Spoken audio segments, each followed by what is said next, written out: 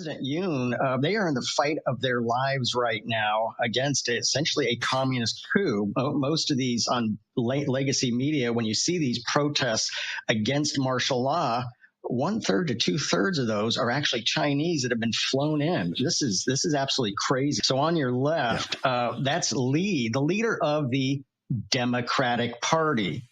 He's left wing. He's actually pro-China. Now to the right, that first green oval, that's President Yoon. He declared martial law on December 3rd and 4th. Well, why was that?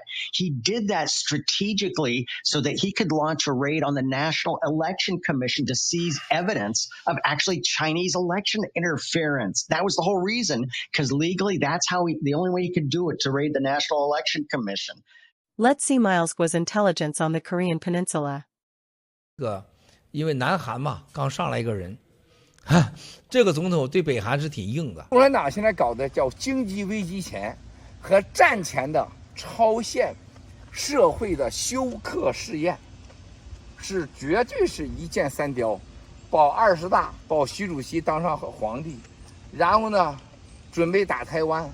世界经济崩溃前的整个社会的休克疗法，这个意思。所以说，不管如何，接下来的亚洲和世界经济军事会超出你想象。南韩等、北朝鲜等都会卷中共布下的局，在亚洲够美国吃一壶的，北朝鲜在南韩干的事儿够美国喝一壶的，世界金融危机到来够美国喝一壶的。What is Miles Guo's perspective on the future of the Korean Peninsula? 北朝鲜金家一定拿下，北朝鲜最后归南韩，没地方去了。